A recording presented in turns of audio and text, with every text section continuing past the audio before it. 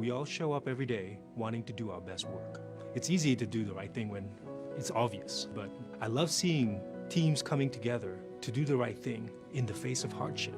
I know that I've done a good job for a customer when their life gets easier, when they can do their job and they have the information that they need at their fingertips. Our core values matter to us and the work that we do.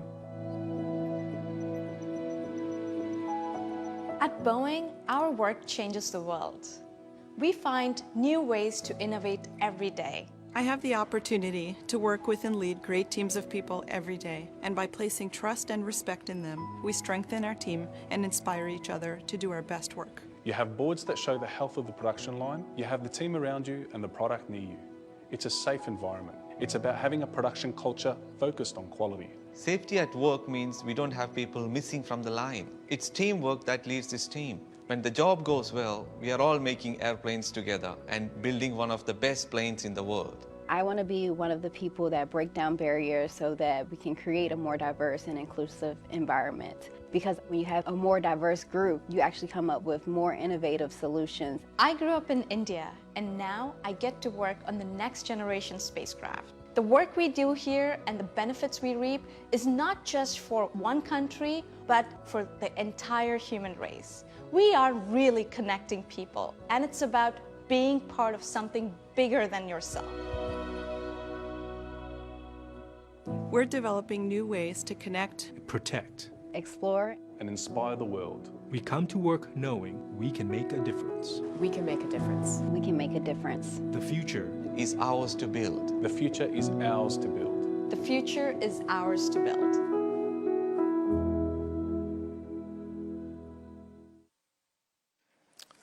Good morning, and welcome to the Boeing Company's 2019 Annual Meeting of Shareholders.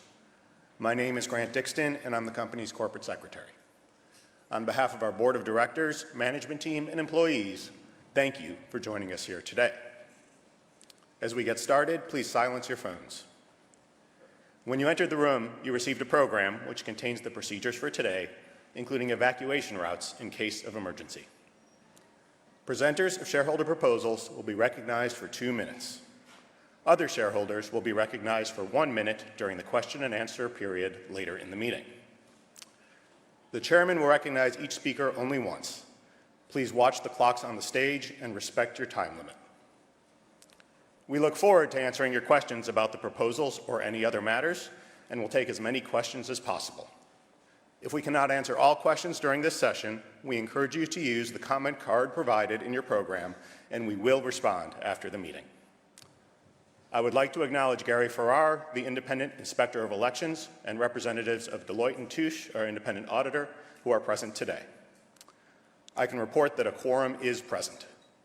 With that, it is my pleasure to introduce Boeing Chairman, President, and Chief Executive Officer Dennis Muilenburg, who will conduct today's meeting. Dennis? Thanks, Grant.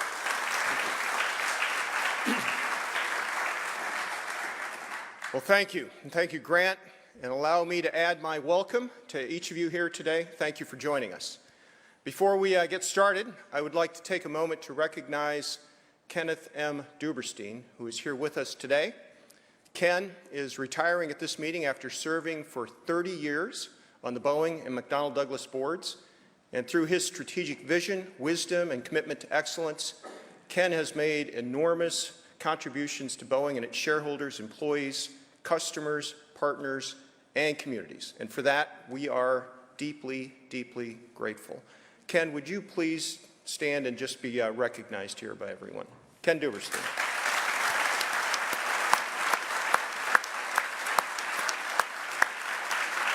Thank you.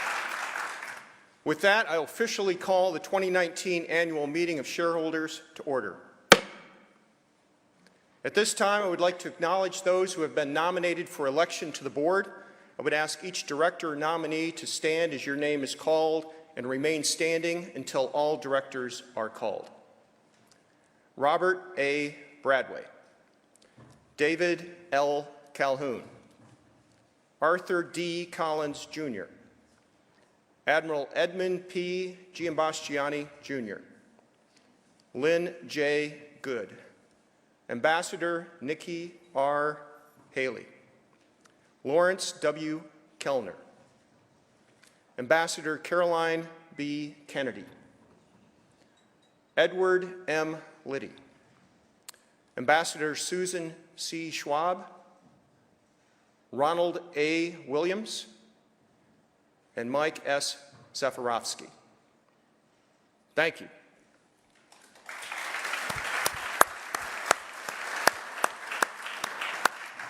The polls for each item are now open. If you have already submitted your proxy, your shares will be voted accordingly. If you are a registered shareholder who has not yet voted and wish to do so now, please use the ballots that were distributed as you entered the auditorium.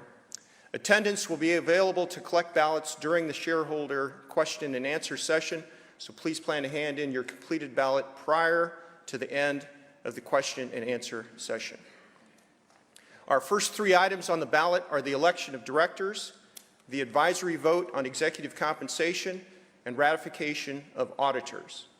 The board has recommended a vote for each of these items. Now it's time to move on to the shareholder proposals. As a reminder, each presenter should limit his or her comments to 2 minutes. Will the person authorized to present item 4 please present the proposal? Good morning, fellow shareholders and members of the board. My name is Robert Wotipka, and I'm a Capuchin Franciscan friar from the province of St. Joseph, shareholders in Boeing for some decades. I move item 4, asking our company to provide a report on its state and federal lobbying expenditures, including indirect funding of lobbying through trade associations. Mark Hanna, a turn of the 20th century senator from Ohio, said, "There are two things that are important in politics. The first is money, and I can't remember what the second one is." We move this resolution not because we are naive, but because we are not. And because we know that companies with a high reputational risk perform better financially than lower-ranked companies. Our company is in a legal and reputational crisis, which underscores the need to embrace accountability and to be fully transparent with shareholders, including through disclosure of its lobbying activity. The amount Boeing spends each year shows that lobbying is an important component of its business strategy. Boeing ranks as the 10th largest federal lobbying spender since 1998, with more than $278 million dispersed. Boeing is required to report its lobbying and already has all this information so it can easily be provided to shareholders. Boeing does not disclose its trade associate memberships and does not disclose its trade association payments, nor the portions of those payments used for lobbying. By embracing this, Boeing currently lags 15 of its 20 competitors, compensation peers, which disclose their trade association memberships, and Boeing also lags the majority of its peers, which disclose their trade association payments used to lobby. Proxy advisor ISS supports this proposal, stating that, quote, Boeing is currently involved in a significant controversy over the FAA's approval process of its 737 MAX 8 aircraft in the wake of 2 deadly airplane crashes. As a result, the company's relationship with the FAA and its lobbying efforts will come under closer scrutiny, close quote. This is the 6th straight year shareholders have asked Boeing to improve its lobbying disclosure. Our company's reputation has been damaged, shareholder value has been damaged. Fellow shareholders, this is not the time to support this resolution. Members of the board, this is not the time to implement this resolution. This is past the time to vote in support of and to implement this resolution. We urge shareholders to vote for this proposal. Thank you. All right, thank you. The board recommends a vote against item 4 for the reasons set forth beginning on page 55 of the proxy statement. Will the person authorized to present item 5 please present the proposal? Hi, my name is Sarah Lewis, representing the AFL-CIO Reserve Fund. I'm here today to introduce item number 5 on your proxy cards, urging Boeing to exclude the impact of share repurchases on performance metrics for executive pay. The short-term benefit of share buybacks is easy to see. Reducing the number of shares can raise the share price and result in higher earnings per share, which may also help executives meet their compensation performance targets. But this comes at the expense of value-creating reinvestment in research and development, capital expenditures, workforce development, and training. As long-term shareholders, we would like to see the company invest in creating long-term growth. While share buybacks may boost share prices in the short term, we are concerned that they can deprive companies of capital necessary for sustaining long-term growth, especially when a company is facing challenges. Our company produces products that are highly engineered and complex. Boeing's business requires long-term investment to maintain market share, improve productivity, and maintain high customer confidence in the performance, reliability, and safety of our products. One clear message from recent negative press reports about our company is that we have focused too much on the short term and not enough on the long-term consequences. Boeing Chairman and CEO Dennis Muilenburg received $23.4 million in total compensation in 2018, including $7.3 million in 3-year performance share awards. The performance goal for these awards includes adjusted earnings per share, a financial ratio that can be inflated by share buybacks. Boeing spent $9 billion on share buybacks in 2018, and in December 2018, the board authorized the repurchase of up to $20 billion worth of Boeing shares over the next 2 years. Meanwhile, expenditures for research and development totaled less than $3.3 billion, and capital expenditures only came to $1.7 billion. The Compensation Committee has discretion to exclude the effects of share buybacks and other events that may affect performance metrics, but do not reflect actual performance. Meanwhile, they exercise that discretion to exclude the negative financial impact of several events, including the outcome of litigation and the positive impact of unexpected reduction of Boeing's effective tax rate to less than 10%. Ma'am, your time is up. Can I ask you to wrap up, please? The committee chose not to exclude the impact of share buybacks, however. Discretion is not enough to ensure performance metrics only reflect actual performance. Why is the Compensation Committee reluctant to adjust executives' incentive targets to reflect the impact of share buybacks? Shouldn't Boeing be incentivizing executives to achieve long-term growth and not financial engineering through stock buybacks? All right, thank you. The board recommends a vote against item 5 for the reasons set forth on page 57 of the proxy statement. Will the person authorized to present item 6 please present that proposal?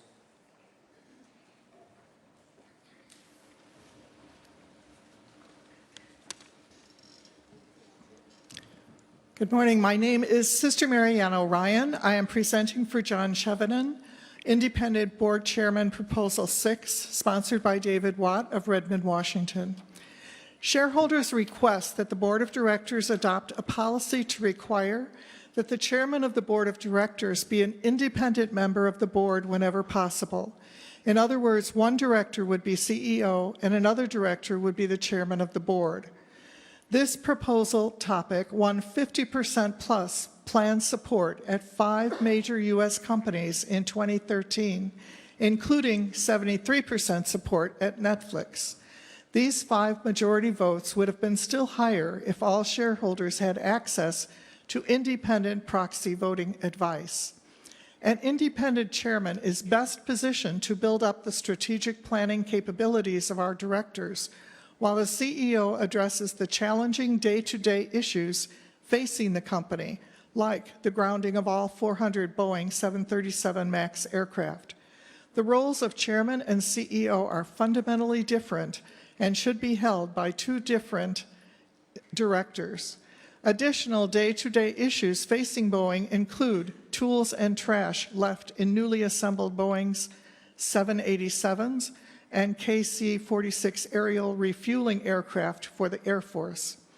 Meanwhile, there are important future strategic decisions that can be best led by an independent chairman of the board, such as how to best compete on 3 future major defense programs without incurring major long-term losses, such as Boeing is competing against Northrop Grumman to supply the next generation of ground-based ICBMs, replacing the Minuteman ICBM, potentially a $100 billion program.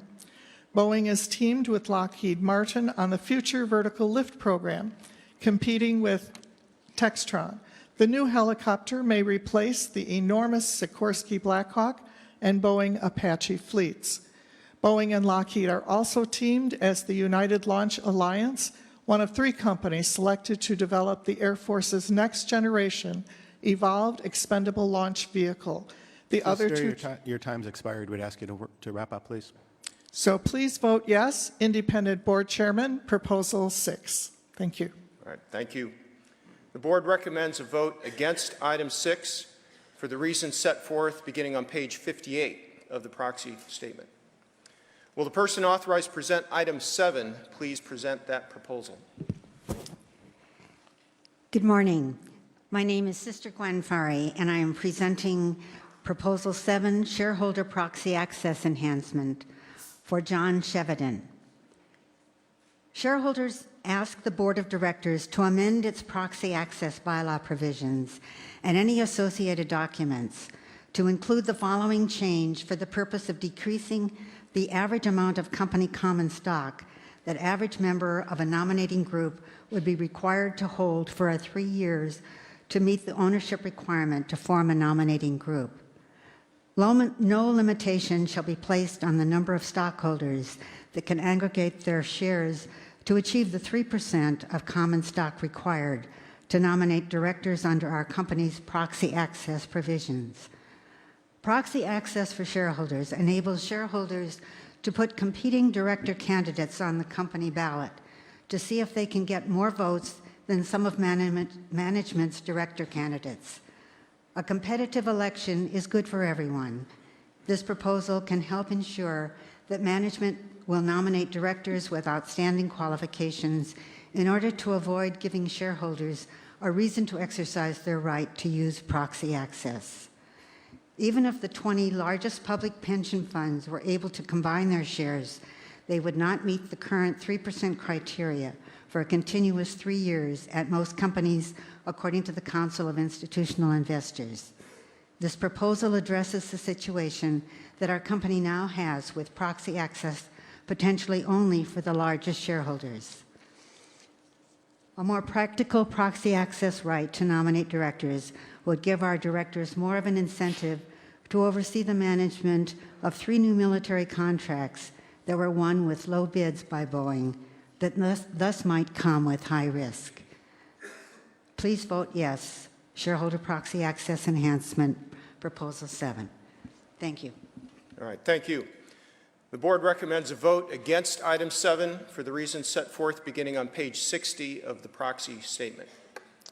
Now, will the person authorized to present item 8 please present that proposal? Good morning. George Wong, New York State Common Retirement Fund.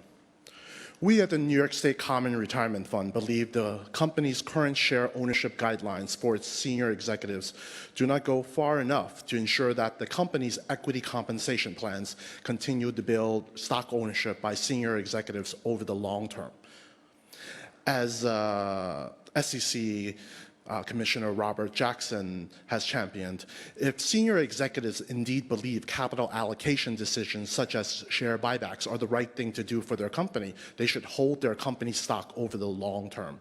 Better linking executive compensation with long-term performance by requiring meaningful retention of shares senior executives receive from the company's equity compensation plans is what our shareholder proposal seeks today at the Boeing company. Thank you. And thank you.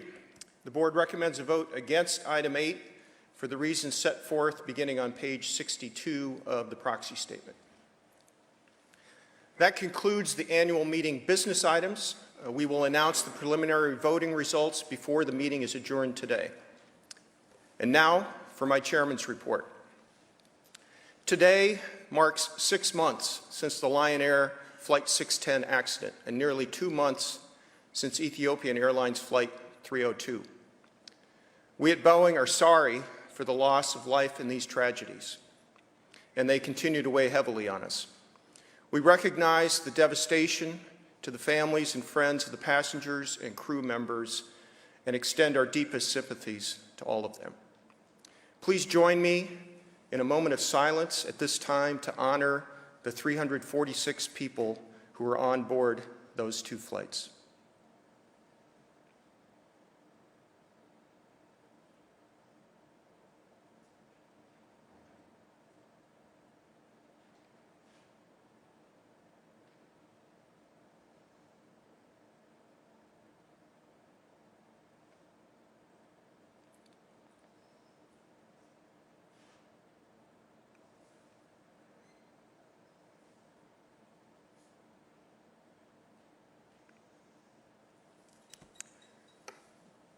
Thank you for honoring them with me.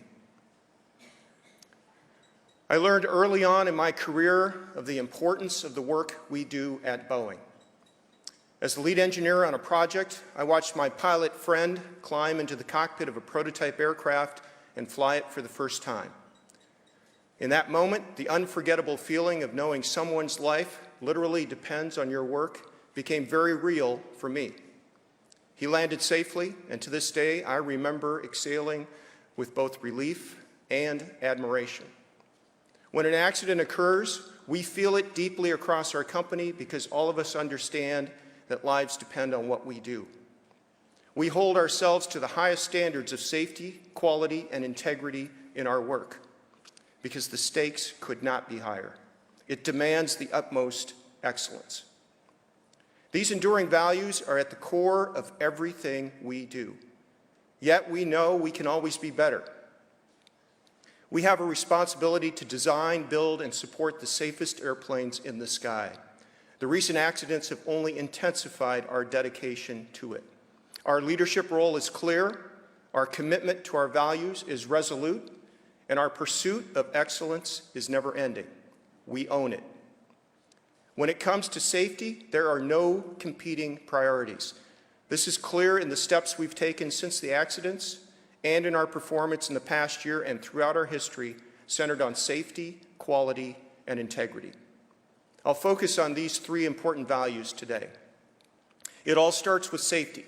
From the days immediately following the Lion Air accident, our top engineers and technical experts have been working tirelessly in collaboration with the Federal Aviation Administration and our customers to finalize and implement a software update that will ensure accidents like these never happen again.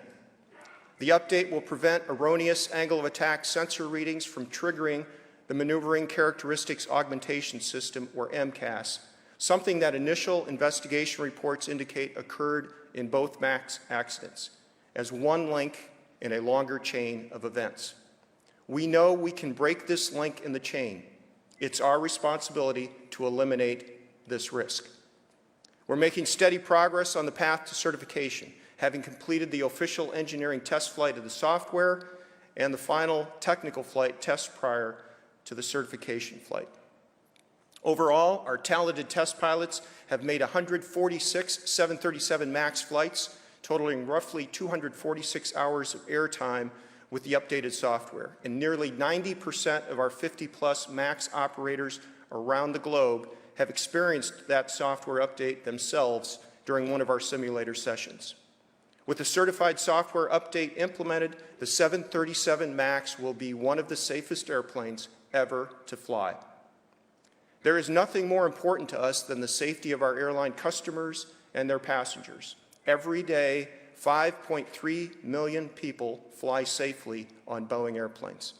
In addition, more than 2,900 737 airplanes on average are in the air with nearly 500,000 people on board at any given time.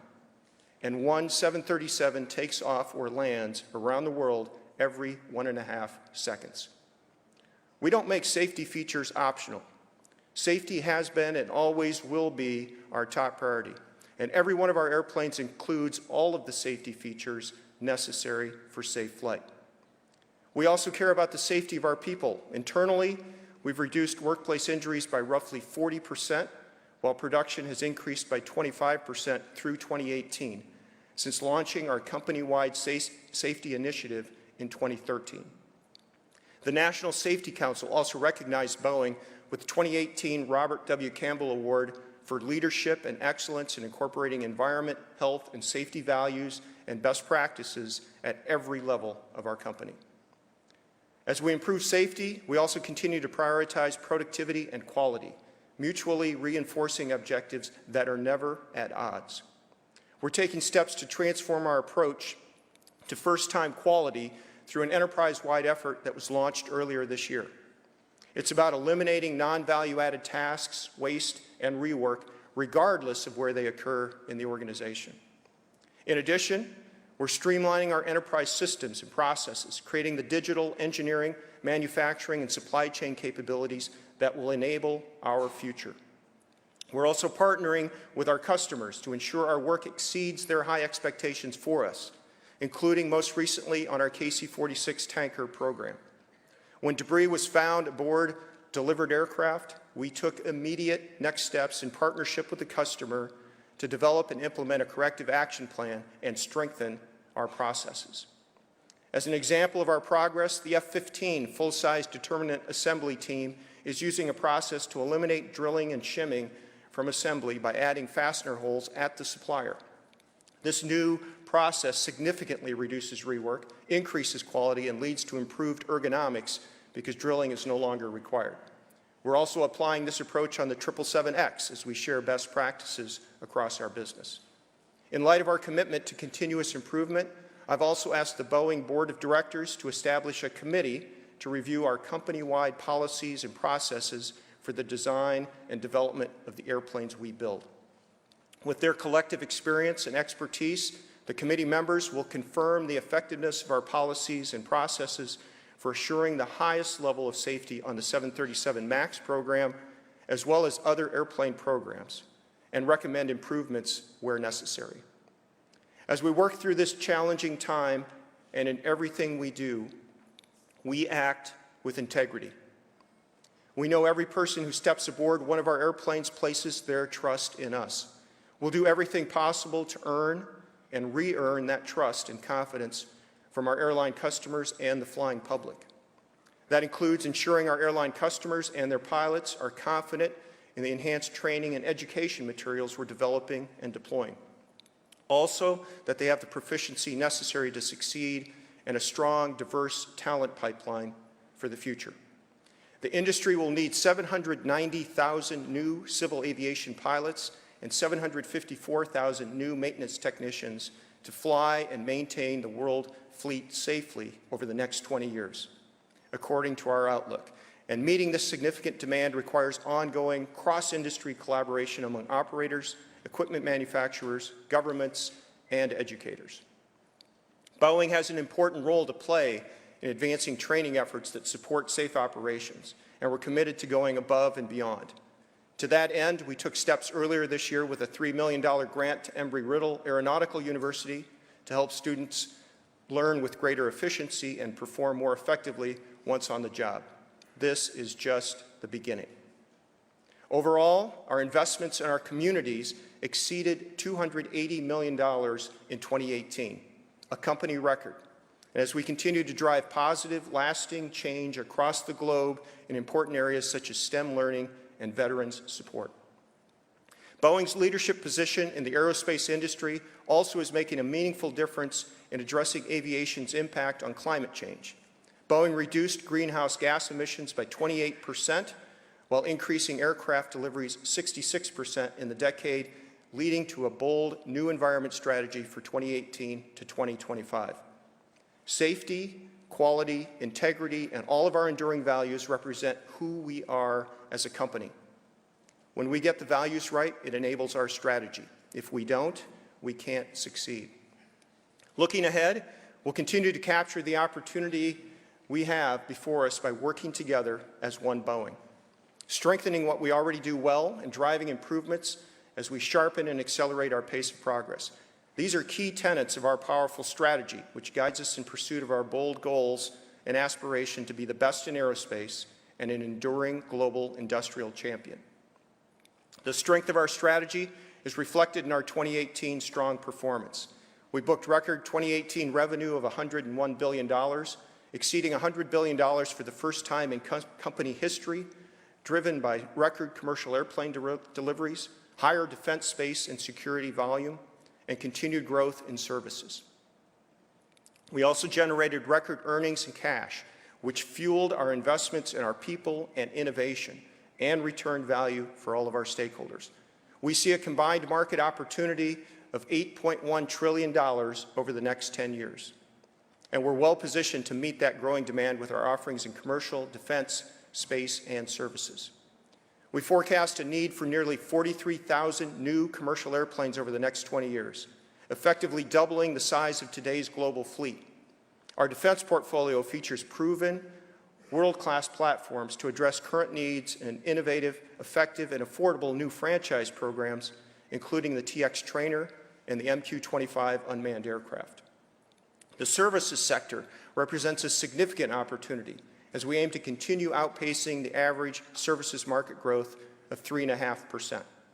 We'll continue building more efficient and capable airplanes, developing smarter solutions for our military customers, creating next-generation space exploration vehicles, and seizing a larger share of the services market. This year, we plan to start flight testing the 777X and continue exploring prospects for the new middle-of-the-market airplane.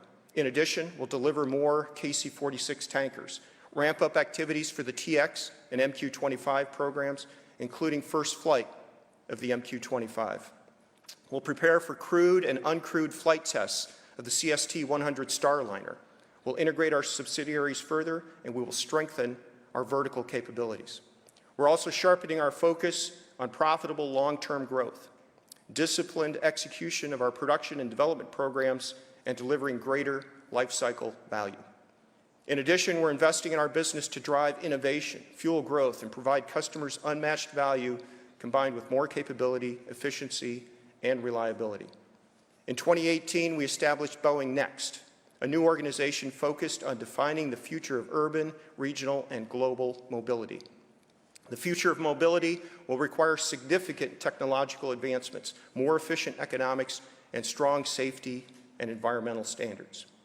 With our expertise across the commercial, defense, and space markets, this is something only Boeing can do. We look forward, and we're taking steps toward this future with Boeing's autonomous passenger and cargo air vehicles, which have both completed successful first flights. Internally, we're leveraging our talent and resources and aligning our teams to pursue innovation in key areas, including additive manufacturing, avionics, and information and data analytics, to just name a few. Concurrently, we're bringing in ideas from outside the company, including through industry partners in our Boeing Horizon X Innovation Cell, which is uncovering and accelerating potentially transformative aerospace technologies, manufacturing innovations, and emerging business models. While organic investment remains our primary engine for innovation and growth, we're also making complementary inorganic investments where they add strategic long-term value. In the past year, we completed acquisition of KLX, a major global provider of aviation parts and services, and started operations for our airplane seat joint venture with Adient and auxiliary power units joint venture with Safran.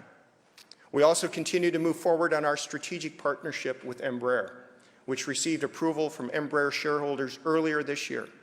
When finalized, this partnership will strengthen our respective commercial and defense portfolios. It's our responsibility to deliver and service airplanes that are safe to fly and can be safely flown by every single one of the professional and dedicated pilots all around the world. We own it. Again, all of us at Boeing are deeply sorry for the loss of life, and we offer our sincere condolences. We feel the immense gravity of these events and recognize the devastation to the families and friends of the loved ones who perished. We also regret the impact the grounding has had on our airline customers and their passengers and on our supply chain partners, many of which are small to medium-sized businesses. We are humbled and continually learning from the recent accidents. Together, as a One Boeing team, we'll work to earn and re-earn people's trust and create a stronger company and industry for generations to come. Our mission is to connect, protect, explore, and inspire the world. We'll fulfill it only by living and leading with our values. That's what safety, quality, and integrity mean to us. When we're aligned with our values, the future is ours to build. Thank you. That concludes my chairman's report.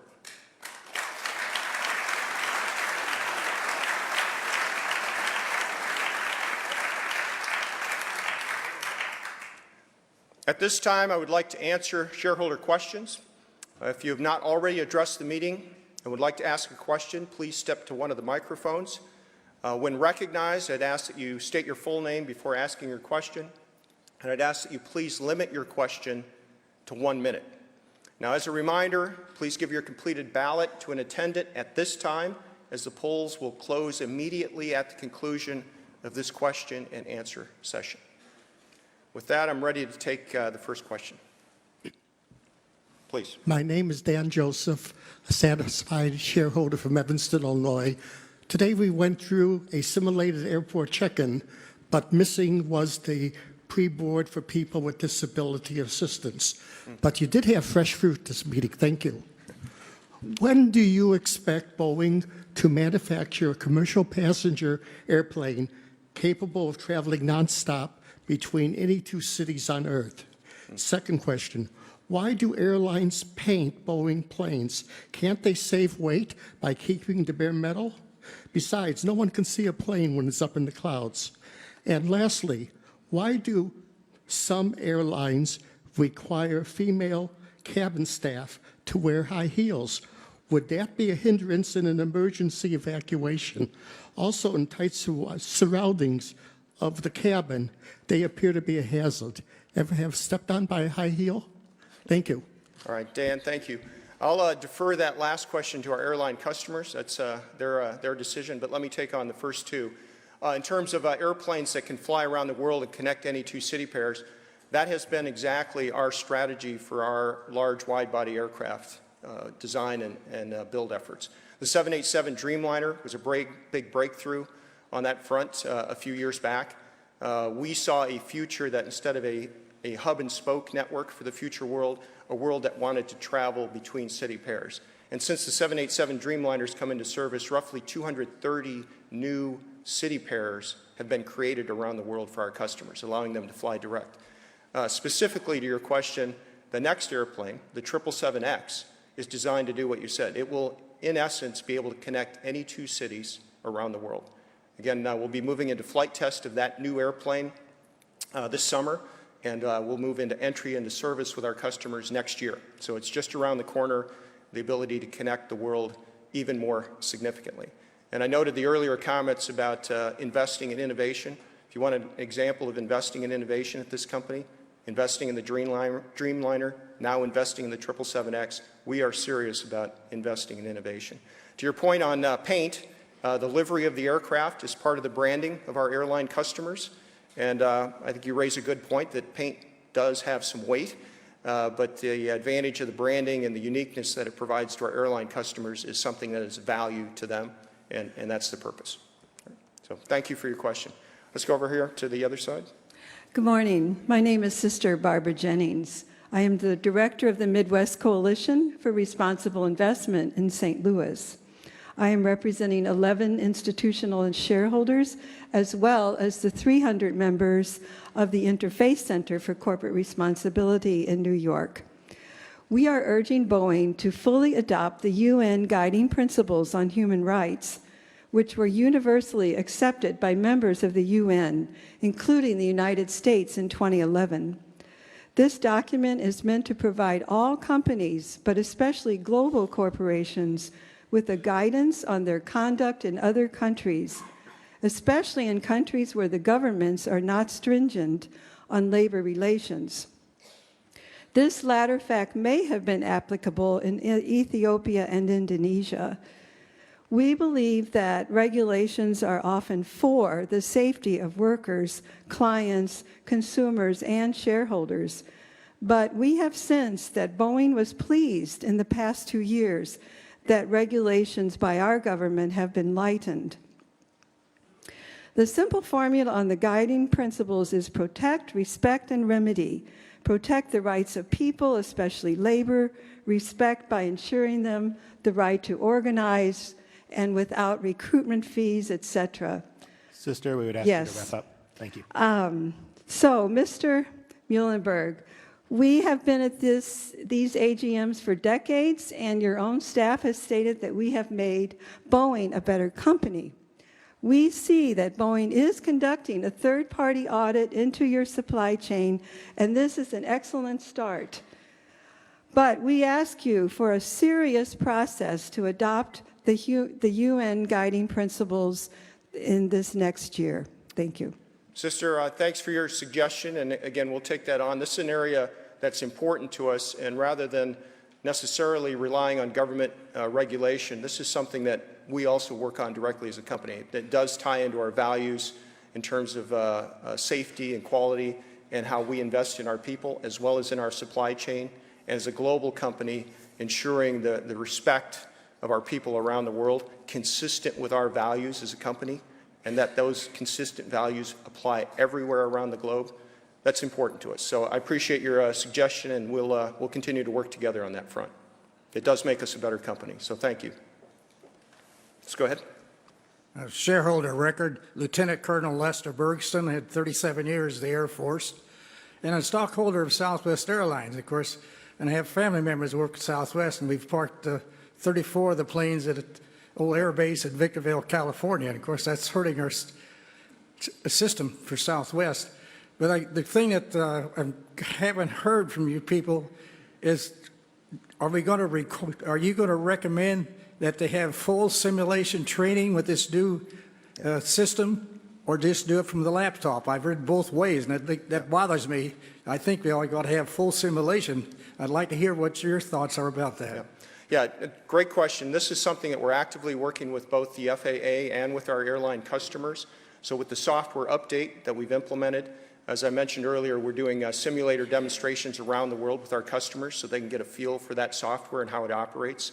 And we believe that the right training answer right now is computer-based training, and then as part of the recurrent training that pilots might do downstream, give them options for simulator training. It's very important that we offer those options for different airline customers because they all have different systems, different airplane fleets, and different needs for recurrent training.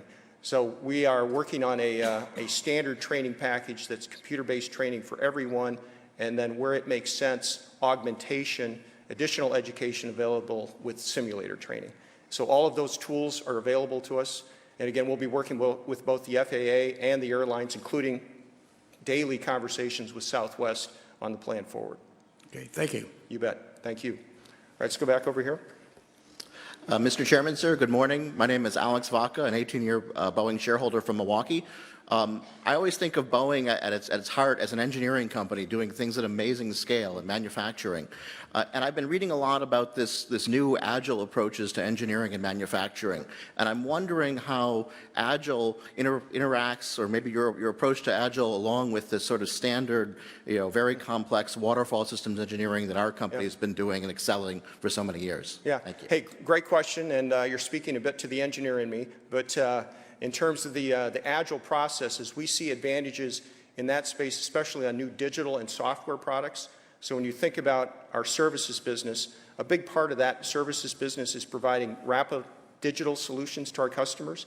And the agile engineering process is one that's designed to produce products on a more rapid cycle. That's typical of what you would see in the tech industry and in software development. Now, we complement that with our longer term, I'll say, hardware development process, which you're familiar with, and sort of the waterfall engineering approach that you mentioned. So in our business, we need to be expert at both those long-term hardware development programs and the rapid cycle of software updates inside of our airplanes. So we're working on hybrid technologies today that apply those agile processes so that we can be good on both dimensions. It's very difficult for any company to do that, but Boeing's hybrid business model, that's one of the keys to our success, is our ability to do these long, multi-decade airplane programs, but keep the technology inside the airplanes current with the agile process. Right. Thank you. Let's go back over here. Good morning. My name is Susanna George. I'm a shareholder from Sacramento, California. We've heard so much about technology and engineering this morning, and I'm here speaking as a school board member of 12 years for a K-8 public school district in California. As you're all aware, there's quite an onslaught against public education given the current administration. And so I'd like to just continue to encourage you. You mentioned Embry-Riddle this morning, some of the things you're doing. I see in the shareholder statement 291 grants that you've given towards STEM education. Yep. And I'd like to just encourage you to keep pushing that down. We need to really be looking at K-12 and even our elementary schools and sparking that interest and desire in learning and STEM education at that point. And we can cannot do it with the level of funding that we get as public schools. We really rely on corporations like Boeing to invest, because investing in this company means investing in public education, and the future of this company is in our students. So I'm really not so much asking a question as I am asking you to encourage you to continue that investment so this company can continue to grow. You have my hearty support on that front. And I hope so. we know that we need a lot of STEM talent for the future. Absolutely. And the best way to generate that talent is start early in the educational pipeline.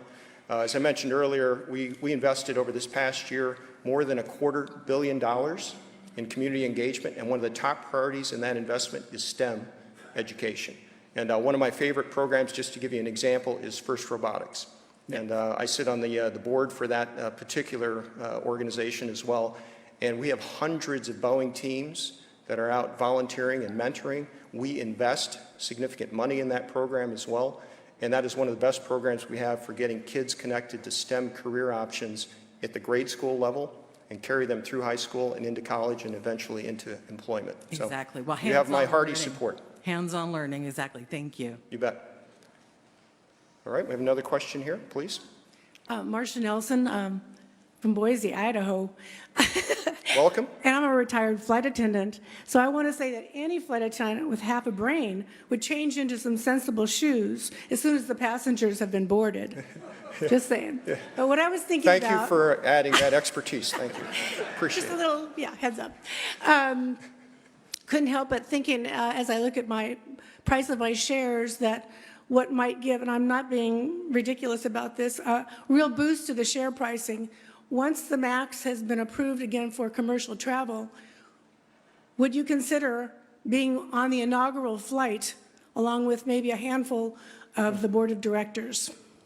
Yeah, so even better than that, I'll tell you that I've been on 2 MAX test flights already during the last 3 weeks. One, so I could get some hands-on experience with the new software and listen to our pilots while they're flying it, and 2, to demonstrate our confidence in that software. So I've already been up flying, and we will have Boeing teammates deployed with our customers as we bring the fleet back up, and that will include first flights for many of our customers, so it will include me and many others, and we're going to be doing this in partnership with our airlines. This is a really important part of showing our confidence in the product, and I can tell you our Boeing employees are very supportive of doing that as well. Good, and publicize it, have lots of press out there, and I volunteer to go. All right, we'll sign you up. Thank you. Yes, please. Oh, I'm up to me. I got here quick. Yeah, I'm Terry Brady. I'm a shareholder from Yorkville. I have a question, probably verges on technical here, but I'm kind of concerned that this company seemed to lost sight of fail-safe design in putting things into production. You seem to have rushed the 737 into production and lost sight of some basic fail-safe things that go on. Like one unreliable sensor determining how a critical design feature works. What have we done? I mean, you mentioned safety. What are we actually doing to change focus to make sure that the company is doing safety assessments or whatever it takes to do to keep that from happening? We don't have to have 300 plus people die every time to find out that something is unreliable. And it was basically, in my estimation, I used to work in that industry in designing control systems in a former life, but that, you know, it never should have happened that you had one easily damaged sensor that controlled a critical new design safety feature in the plane. That should have gone through some sort of internal review or something to check that sort of thing out, and in general, just somebody asking questions to make that not happen. Now, maybe it's sort of like the CEO and, you know, the thing we had on the proposal here about combining the CEO and the chairman of the board.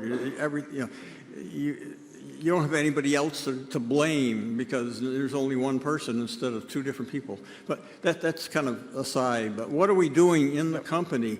Are there structures, things that have done to change the focus of the design effort so we don't push something through just to get it through without really asking a question? One sensor. I mean, if that was the military or some other industry, you would have said 2 or 3 sensors redundant to make this reliable. And that's just speaking as an engineer, I can see that. But what are we doing to not let these poorly designed systems, I mean, maybe it was designed well, but it wasn't designed taking into account failures like something happening to the sensor. What are we doing to do that what-if type questioning to keep this from happening again? Not just words. I mean, you could say safety is our priority. Sir, we'd ask you to wrap up your question. Yeah, okay. No, sir, I appreciate your question. I do. And I want to assure you, first of all, that safety is our top priority. And there is no question about our commitment to safety and how it's integrated into our processes. I think you've seen some media reports that suggest we rushed the 737 MAX to market, which simply is not true. It was a 6-year development program, more than 1,600 test flights of the airplane, 3,700 flight hours of development on the MAX. So it was thorough and it was disciplined. I can also assure you that the system that you're referring to that was fed by a single angle of attack sensor, we have gone back and evaluated that, took a look at the process that was used, and confirmed that the analysis and the design process was done consistent with our processes, that it was certified and well understood. It's important to understand that that is a system that includes in its safety analysis and its failure modes analysis pilot interaction with the system. And it was deemed, when we did that safety hazard analysis, that it met our standards and was certified. Now, that said, we can always improve, and the software update that we're making going forward includes dual sensor feed into that system. That's part of the software update that we're making. Also, as another action, as I mentioned earlier, I've requested our board to stand up a committee to take a look at our overall design and certification processes to make sure they are up to standard, and if there are any improvements, we'll make those going forward. The U.S. government, also under the FAA's leadership, is also doing an independent review of certification processes, and any learnings from that will be incorporated. So I want to assure you, safety is at the core of what we do. Every day, we try to get better. This industry is safe, and it is the safest form of transportation because we have a culture of continuous improvement. And when we see an opportunity to improve safety, we hop on it. Okay. I was just basically disappointed that the company that was strong in engineering could have allowed this to have occurred without somebody questioning it. That was to bother me. And you got a committee. What has it got teeth, and does it go back in and things that would have slid through to actually challenge them and make people prove that these really don't have some unintended consequences built into them? Yeah, sir, I appreciate your input on that, and I guarantee we're taking a deep look at this. The committee that we've set up will have teeth, but I also want to assure you that the processes we have in place today are solid and strong, and our commitment's never been stronger. My Chief Technical Officer, Greg Heislip, is here with us today, and I can assure you that Boeing's commitment and investment in safety has not wavered at all. In fact, it's only getting stronger. All right, let's go back over here. Hi, my name is Helen Robbins. Oh, sorry. And this is my first time I've ever attended a shareholders meeting, so it's kind of exciting. I'm here I don't have the expertise of engineers or people who've worked on airplanes, but as a person who flies a lot with my family, friends, I did want to follow up on the concerns. My biggest concern is that there seems to be a fluidity in oversight. And that there's not a clear line between FAA oversight and Boeing's own internal oversight, and so that creates sort of a conflict. And I was wondering what you all are thinking. I mean, from reading in the newspapers and other sources, what are you doing to assure that there's that outside external people who are looking in, who have no interest in the outcome, who are completely objective? You have members of the board who work for the United States government. That seems to be an inherent conflict. So I'd like to hear how you're trying to create oversight that's not already embedded in investment or interest in the company for everybody's safety. Yep. No, I think you raise an important point, and one that this disciplined process, this high integrity process that we have in place, does include what we call non-advocate reviews or independent reviews throughout the certification process. That starts at the very beginning when we design an airplane is we do independent reviews at each of what we call our gate reviews. Think of these as waypoints over time, where we do disciplined, in-depth reviews of design and processes and certification. Each one of those gate reviews includes independent assessments from non-advocates, sometimes government, sometimes industry, but broad independent reviews. I also have a central technology organization, our Chief Engineers Network. Again, my Chief Technology Officer, Greg Heislip, here today.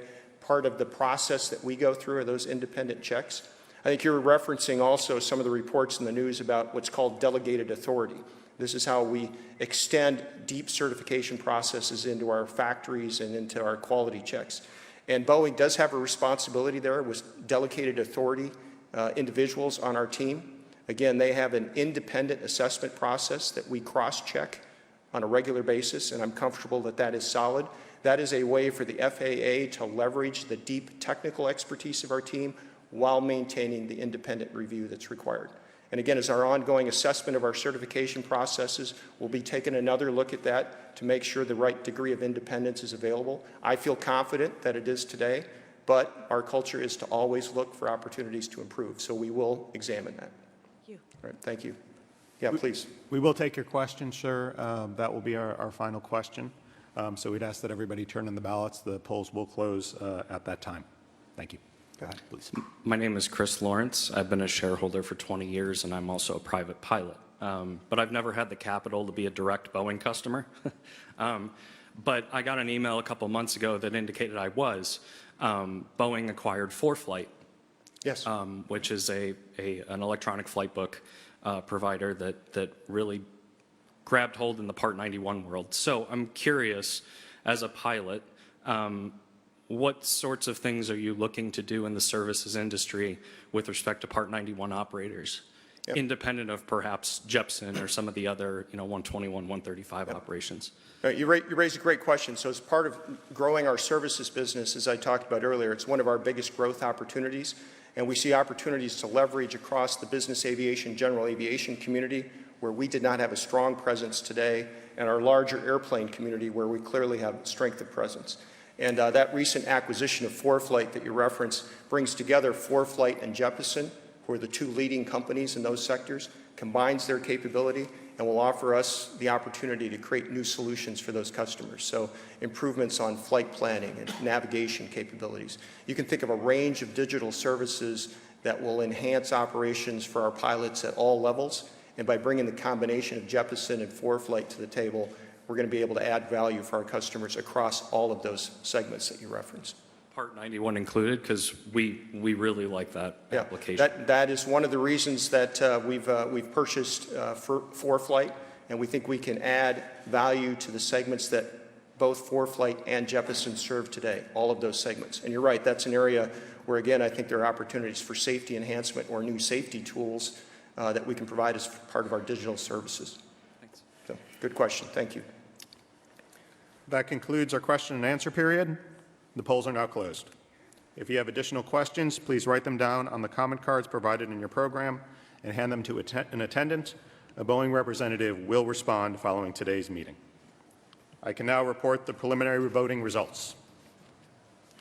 With respect to item 1, the 13 nominees for election to the board received an average of 98% of the votes cast in favor of their election, with each director receiving a majority of the votes cast in favor of election.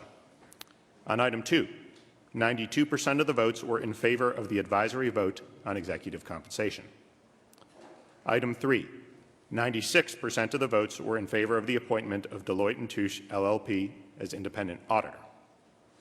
Item 4, 32% of the votes were in favor of the proposal seeking an additional report on lobbying activities. Item 5, 7% of the votes were in favor of the proposal relating to the impact of share repurchases on performance metrics. Item 6, 34% of the votes were in favor of the proposal seeking an independent board chairman. Item 7, 24% of the votes were in favor of the proposal seeking to remove the size limit on proxy access groups. Item 8, 25% of the votes were in favor of the proposal relating to mandatory retention of significant stock by executives. Dennis? All right. Thank you, Grant. On the basis of these preliminary results, I declare that each of the 13 director nominees has been duly elected and that shareholders have voted to approve the advisory vote on executive compensation and the appointment of Deloitte & Touche as independent auditor. Finally, I declare that shareholders have voted not to approve any of the shareholder proposals. The final voting results will be available on Form 8-K filed with the Securities and Exchange Commission. I want to thank you very much for attending our 2019 annual meeting, which is now adjourned. Thank you.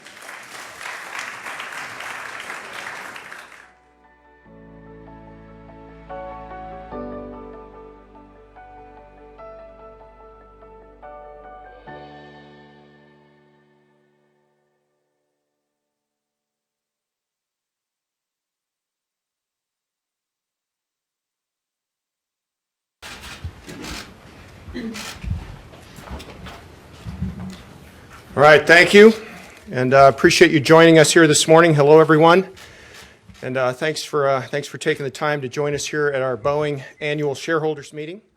Before I take your questions, I'd like to share just a few brief opening comments. All of us at Boeing are deeply sorry for the loss of life in the Ethiopian Airlines Flight 302 and Lion Air Flight 610 accidents.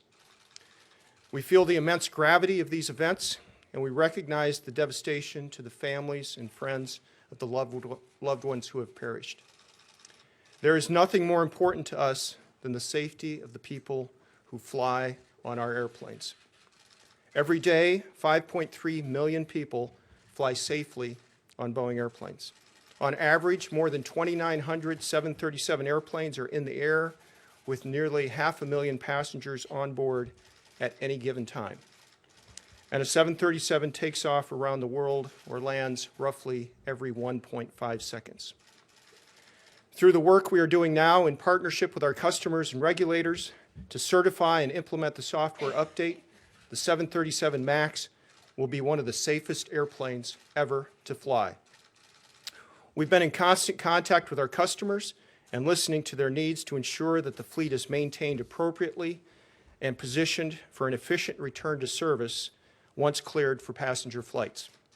Our teams will take an entry into service approach with every plane returning to service, which includes deploying teams to all of our MAX operators and providing dedicated real-time operational support.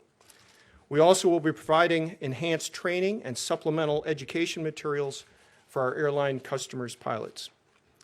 Boeing has an important role to play in advancing training efforts that support safe operations. In addition to the software upgrade that we're working on, we're also committed to going above and beyond on training.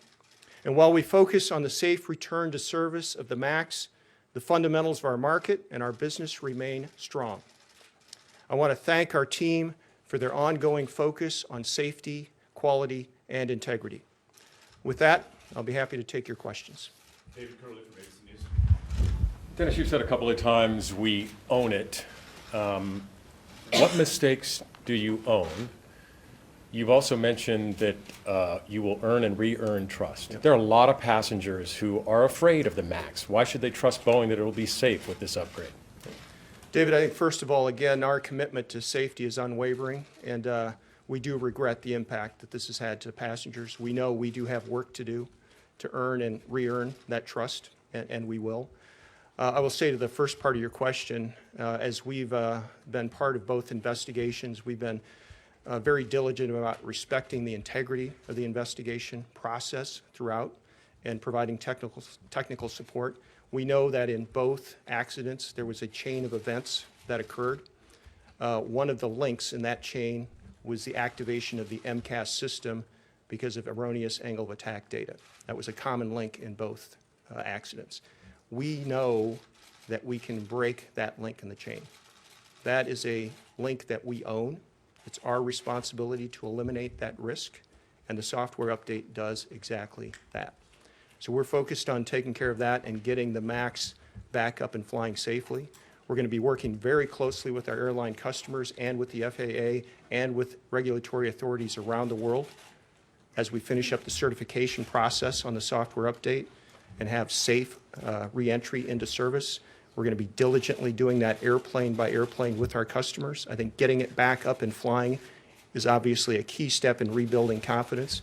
And then we'll be working with our airline customers over time to ensure they have the support they need and that we rebuild public confidence as the fleet gets back up and operating. Was that link a mistake, a design mistake? Well, what we've seen is we've looked at the MCAS activation, this erroneous angle attack information that came into the airplane. We've also gone back and taken a look at the design of the MCAS system itself, the original design. We've confirmed that it was designed per our standards, certified per our standards, and we're confident in that process. So it operated according to those design and certification standards. So we haven't seen a technical slip or gap in terms of the fundamental design and certification of the approach. That said, we know this is a link in both accidents that we can break. That's a software update that we know how to do. We own it, and we will make that update. And this will make the airplane even safer going forward. And I'm confident with that change, it will be one of the safest airplanes ever to fly. Anna, hello. Hi. In the light of the crisis facing your company and in the interest of re-earning the trust of the flying public, have you considered resigning? Well, I think the important thing here again is we're very focused on safety. And I can tell you that both of these accidents weigh heavily on us as a company. I've had the privilege of working for the Boeing company for 34 years.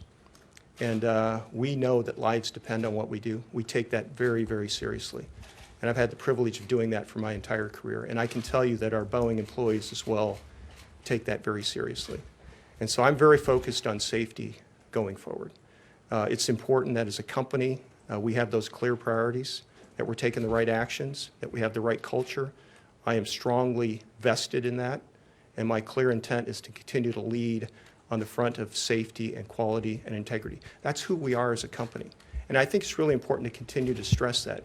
We deeply regret what happened with these accidents. It gets to the core of our company. I've had the chance to walk the factory floors in Renton, where we build the MAX airplanes over the last few weeks. I've had a chance to talk with our test pilots. I've had the opportunity to talk with our engineers. To the core of our people, they care about this business and the safety of our airplanes. That's what I'm focused on. Mr. Muilenburg, this is the first opportunity we've had to talk to you since this unfolded. Why did you put an MCAS system in place in the planes without notifying the airlines or the pilots? And why did you not tell the pilots that the angle of attack disagree warning light was deactivated? Well, let me take those two questions on in two answers here. First of all, when you take a look at the original design of the MCAS system, I think in some cases in the media it's been reported or described as an anti-stall system, which it is not. It's a system that's designed to provide handling qualities for the pilot that meet pilot preferences. We want the airplane to behave in the air similar to the previous generation of 737s. That's a preferred pilot feel for the airplane, how it feels as they're flying it. And MCAS is designed to provide those kind of handling qualities at high angle of attack. So it's a purposeful design. It's something that is designed to be part of how the airplanes fly. So as part of the certification process, it's not something that's a separate procedure or something that needs to be trained on separately. It's fundamentally embedded in the handling qualities of the airplane. And so when we train on the airplane, you're being trained on MCAS. It's not a separate system to be trained on.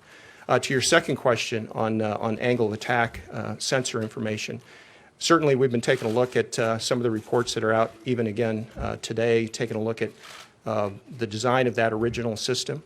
Again, I can confirm for you that going forward, that angle of attack disagree signal is something that will be standard on all of the 737 MAXs. We'll also be looking at retrofitting that on all of the airplanes, and that'll be provided at no cost. I think that's an important step forward. It's also important to understand that that angle of attack disagree signal in the cockpit is not something that drives pilot action. It's not something that we design in as a primary flight display. In the flight deck of a commercial airplane, what pilots care about are things like altitude, airspeed, heading, pitch, and roll. That's what they fly. Those indicators are in the flight deck today. Airspeed and altitude in particular are the relevant items around these two cases. Those are signals that are in the cockpit today. Those are things that provide audible warnings to the pilot as well, including things like stick shaker. And so that's where we focus on the training effort going forward. Sir, if I can, you've said that the MCAS system, the angle of attack, connecting it to just one sensor, that met your process, and yet the fact that it's only plugged into one sensor and could fail seems really like something that should have been foreseen. When you talk about reestablishing credibility with flyers, they are reading about reports that whistleblower after whistleblower have come forward to the FAA and to Congress to say that there were problems with the certification process. There were concerns about MCAS. You have stopped short of saying that there was a mistake made in the process. How do you win back trust when there are some that feel you have a real credibility issue when Boeing has not come out and said, we didn't do this right? Yeah, I think those are very fair questions again, and we've, again, probed on those same questions ourselves. We've gone back and looked at both accidents. We've done deep assessments of our airplane and the design, and we've confirmed that the MCAS system, as originally designed, did meet our design and safety analysis criteria and our certification criteria. Those are standard processes that have worked for decades and will continue to work. Now, that said, when we design a system, understand that these airplanes are flown in the hands of pilots. And in some cases, our system safety analysis includes not only the engineering design, but also the actions that pilots would take as part of a failure scenario, right? That's all baked into a system end-to-end analysis. Now, that all said, going forward, we've identified a way to improve this, is to make it a dual sensor feed. That is a change that we're making with the software update, and I'm confident that, again, will create an airplane that's one of the safest in the air to fly. But you said that it's operated as designed. You couldn't have possibly designed a system that would activate 21 times, pushing the nose of the plane down to the point of an unrecoverable dive. Again, if you take a look at the end-to-end system procedure that's assigned with this, so in the case of a MCAS failure scenario, there's something called a runaway stabilizer procedure, which is a memory item in the cockpit. If that kind of scenario occurs and you go through the checklist, and again, that checklist was published as part of the recent Ethiopian preliminary report, if you look through that checklist, it calls out actions that would be taken around power management and pitch management of the airplane. It also refers to the cutout switches, that after an activation that was not pilot-induced, that you would hit the cutoff switches. And in some cases, those procedures were not completely followed. In all three cases, though, the pilots struggled with that process, either recognizing what was happening or implementing those steps. The first Lion Air flight, it was a jump seat captain who told the flight crew what to do. And the second one, it doesn't appear that they did that at all. The Ethiopian folks generally followed that checklist, were not able to recover. So does that mean that were you overly confident in pilots' abilities given this circumstance, particularly when they didn't know MCAS was there in the first place? Again, I'll go back to my previous comment that as we look at both accidents, and this is common to most airplane accidents that have occurred over history, there's a chain of events. There are multiple contributing factors. There are factors that we can control in the design, and in this case, that common link related to the MCAS system and its activation. We're going to break that link, and this will prevent accidents from this from happening again. That's an important statement. Pardon? Would the accident have happened without MCAS, though? You call it a link. It's a chain of events, right? There is no singular item. It's a chain of events. I think it's really important that we all focus on letting the investigation process run its due course. Our job is to focus on safety, not on speculation. We're going to continue to support the investigation process, and I would suggest that that is the right way to handle this in the long run. This industry is safe because of the integrity of the safety process and the way these investigations are done.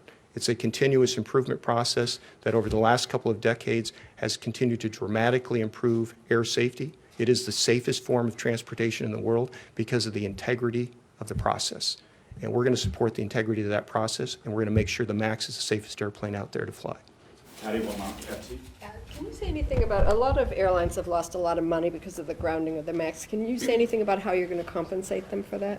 We're actively engaged with all of our airline customers. And again, we deeply regret the impact to their operations and their customers. I know it's difficult. I've personally talked to many of our customers, and I can tell you our team is out deployed with the customers on a daily basis. I won't comment on individual discussions by airline, but we understand the difficulty that this has caused. I will say our partnerships with our airline customers are strong, and we're going to be working together on recovery efforts. The first focus here is safely getting the MAX back up and flying, and then we'll address the follow-on issues. Last question to Dominic Gay, Seattle Times. Dennis, today again you've repeated this message that the certification process and the design process for MCAS was followed as per usual, consistent with what you've done. But forget about the process. The final design of MCAS was deeply flawed, and your engineers are fixing it and testing the fix today, fixing very specific flaws which are clear in the flights. So can you admit that the design was flawed? Never mind the processes, you went through it and you did the best you could, but what you came up with in the end was flawed, was it not? Dominic, I'll go again back to what I said earlier. We've designed the MAX to have the flying qualities that were desired in the hands of the pilots. The MCAS system is part of that design effort. We have gone back and confirmed again as we do the safety analysis, the engineering analysis, that we've followed exactly the steps in our design and certification processes that consistently produce safe airplanes. Now, in this case, again, as in most accidents, there are a chain of events that occur. It's not correct to attribute that to any single item. We know there are some improvements that we can make to MCAS, and we will make those improvements. But the reason this industry is safe is that we never stop on making safety improvements. We never claim that we have reached the end point. We are continuously, across all of our airplane programs, improving safety every day. We always look for opportunities to improve. That culture that's unafraid to go make safety improvements over time, that culture is what has driven this to be an incredibly safe industry. That is our commitment. We're not going to waver from that. We're not going to step back from that. We will continually look for opportunities to improve safety. That's our responsibility, and that's part of re-earning that trust that I talked about earlier. Thank you all very much. Sir, wasn't it required simulator training on your part? Sir, can we have a few more questions? Sir, wait a minute. 346 people died. Can you answer a few questions here about that?